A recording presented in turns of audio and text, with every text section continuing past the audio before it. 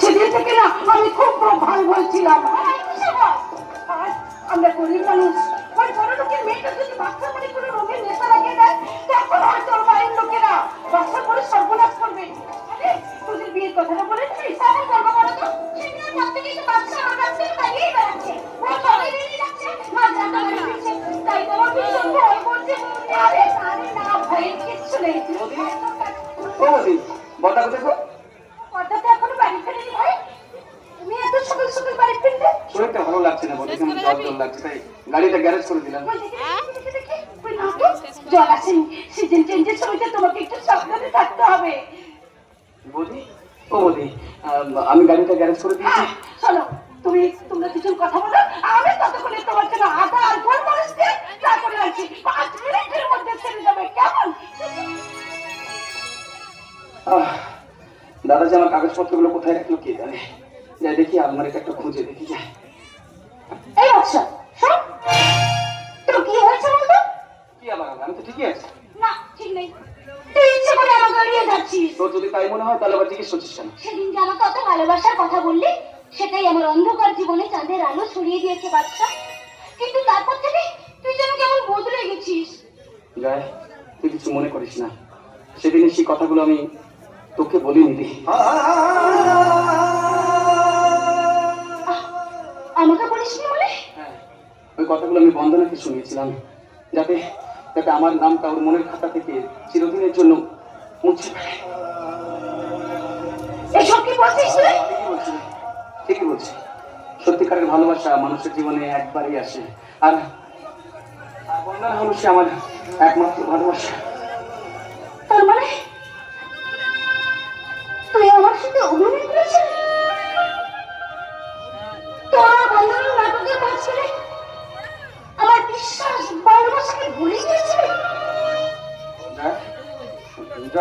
তুই কিছু মনে করিস না, জানিস এছাড়া না বন্দনাকে সরিয়ে দেবার কোনো উপায় ছিল না। তুই যদি বন্ধনাকে ভালোবাসিস, তাহলে তাকে এই নাটক কেন দেখালি বল? কেন আমাকে দূরে সরিয়ে দিলি? বলতে পারবো না রে, আমি কাউকে বলতে পারবো না। আর জীবনে আলো জ্বালার জন্য আমি আমার নিজের ভালোবাসার আলোটা নিভিয়ে দিলাম, সেটা একমাত্র ভগবান জানে। কিন্তু আমি তো অভিনয় করিনি রে, আমি তোকে সত্যি ভালোবাসি। এখন আমি কেমন করে আমার ভালোবাসার পরিমাণটা ভাঙবো, তুই বলতে পারিস? এই জয়, এই কি কথা বলছিস? দেখ, ছোটবেলা থেকে তোর সাথে আমি বন্ধুর মতো মিশেছি, একসঙ্গে খেলেছি, ঝগড়া করেছি, তাই সে বন্ধুর অধিকারে না আমি তোর সাথে একটা নাটক করেছিলাম রে। কিন্তু আমি তো মাটির পুতুল নই, আমার মন আছে, স্বপ্ন আছে। সেদিন যখন তুই আমার ভালোবাসায় জড়া দিলি, আমার সারা জীবনের স্বপ্নটা স্বপ্ন হয়ে জড়া দিল আমার হাতের মুঠোয়। বাদশা, আমাদের এই নিষ্ঠুর কাজটা কেন করলি বাদশা? কেন কেন কেন? জয়া, যতই দেখি তারে, ততই রহি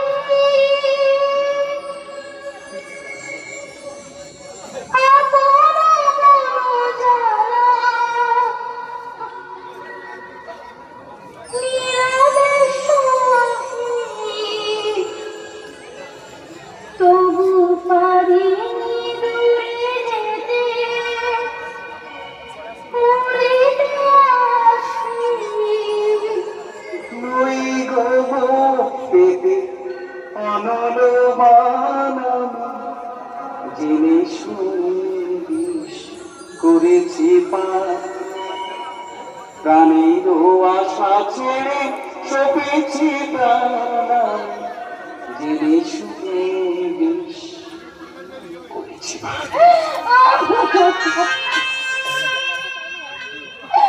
বাদশা, কেন আজ আমাদের দুজনকে কাঁদতে হচ্ছে বলতে পারিস?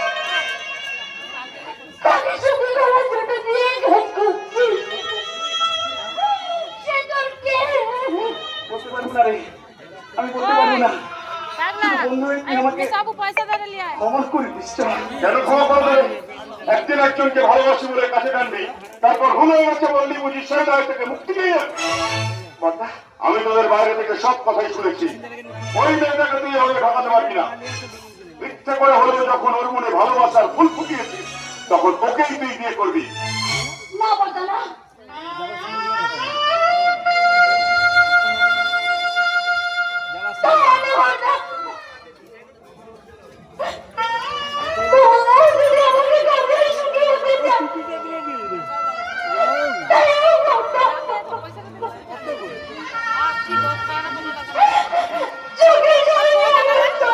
পরিষ্কার করে দেবো, কিন্তু জীবনে বলে কোনো কাটা দিতে পারবো না বর্দা, কোনো কাটা দিতে পারবো না।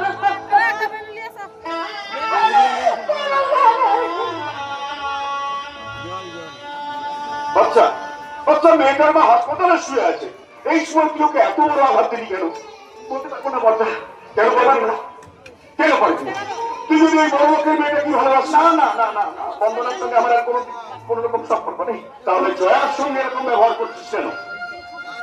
আমরা তো মনে মনে ধরে রেখেছি ওই একদিন এবারই বউ হয়ে আসবে। বর্দা, হ্যাঁ, ও বর্দা, আমি তোমাকে হাত করে বলছি, জয়া কেন, আমি এই জীবনে কোনোদিন কাউকে বিয়ে করতে পারবো না বর্দা।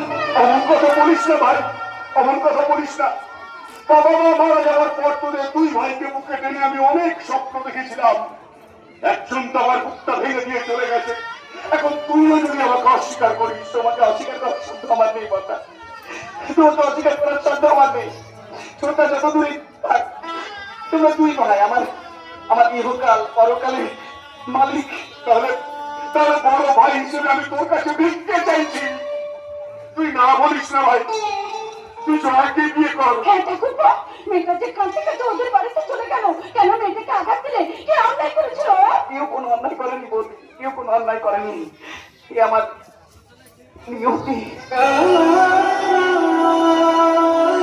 ঠাকুরপো, তোমাদের সব গঞ্জনা মাথায় নিয়ে এবার আমার তো চোখের জলে ভাসতে হবে। আমি এসব কোনো কথা শুনতে চাই না। মাসিমা হাসপাতাল থেকে ফেরত এলি আমি জয়ার সঙ্গে তোর বিয়ে দেব, এটাই আমার শেষ কথা।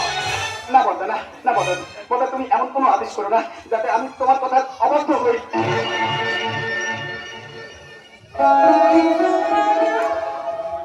কি কি বলবি তুই? তুই আমার কথা অবাধ্য হবি? এত বড় কথাটা তুই আমার মুখের উপরে বলতে পারলি? বাহ বাবা বাহ বাহ, চমৎকার। অসীম তাহলে তোর মনেও সাহস দিয়ে গেছে। তোদের কারোর প্রতি আমার আর কোনো অধিকার নেই রে, কোনো অধিকার নেই। ঠাকুরপো, শেষে তুমিও তো তোমার নিজের মধ্যে পথ চলবে। এই সংসারে কি তাহলে সব মায়ার বন্ধন ছেড়ে গেল? হ্যাঁ রতি, হ্যাঁ, সব সম্পর্কের বন্ধনকে ভুলে যাও। স্নেহ মমতার পাখিগুলোকে বুকের গাজা থেকে উড়িয়ে দাও। এই পৃথিবীতে আপনজন বলে ভরসা করার মতো আমাদের আর কেউ নেই, কেউ নেই। না বর্দা, বর্দা তুমি তুমি আমাকে শাস্তি দাও, আমি যদি কোনো অন্যায় করে থাকি, দাও দাও শাস্তি দাও। দেব, তবে অসীমের মতো তোকে ঘর ছেড়ে চলে যেতে বলবো না। তবে এক বাড়িতে থাকলেও আমি কোনোদিন তোর সঙ্গে কোনো কথা বলবো না। তোমার থাকো, তুমি এভাবে বলে না, বলে না, বলে না।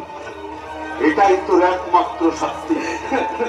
তোদের ভালোবেসেছে, ভুল করেছি, নিজেকে কষ্ট দিয়ে আমি তার প্রায়শ্চিত্ত করবো। তোমার প্রতিকার তুমি ফিরে নাও অর্থাৎ আমি জানি তোমার প্রতিকার তুমি রাখতে পারবে না। হাজারো আমি তোমার প্রিয় ভালোবাসার ছোট ভাই, আমি তোমার ভাই। ঠাকুরপো, তোমার সঙ্গে এই অভিনয়টা তুমি কেন করলে? কেন কেন বস্তাটাকে সরিয়ে দিলে? কি রহস্য লুকিয়ে আছে এর পেছনে? তুমি আমাকে বলো ভাই, তুমি আমাকে বলো। বৌদি, ও বৌদি, আমি চাই বন্দনা অন্য কোনো ছেলেকে বিয়ে করুক। কেন? কে সেই ছেলে? যার জন্য তুমি আমাদের সবাইকে কষ্ট দিচ্ছ, নিজে কষ্ট পাচ্ছ? তাহলে ভাই তুমি বলো। জেনে কি লাভ বৌদি, জেনে কি লাভ? তোমাদের সব আঘাত অপবাদের বিষ টেনে নিয়ে এবার আমাকে দূরে সরে থাকতে দাও না। আমি আমার সমস্ত সুখ সাত স্বপ্নের গলা টিকে মেরে আমার ভালোবাসার মানুষকে সুখী করে যাব। ঠাকুরপো, আমার আমার আজকের চোখের জল তোমাদের সবার জীবনে যেন সুখের ফুল হয়ে ফুটে উঠবে। সুখী বাচ্চা দেখলি তো বৌদি, তুমি দেখলি বড়টা কি বলে গেল একটু আগে? হ্যাঁ, বললো আমার সাথে কথা বলবে না। দেখো 5 মিনিট হয়নি, প্রতিজ্ঞা ভেঙে ফেলেছে। ঠিক আছে, প্রতিজ্ঞা যখন ভেঙে ফেলেছে তখন বলো, চুপ করে দাঁড়িয়ে আছি কেন? বলো কি বলবে, বলো। গাড়িটা বার কর। কেন বলতা? এইমাত্র খবর এসেছে স্বয়ং মা মারা যাচ্ছে।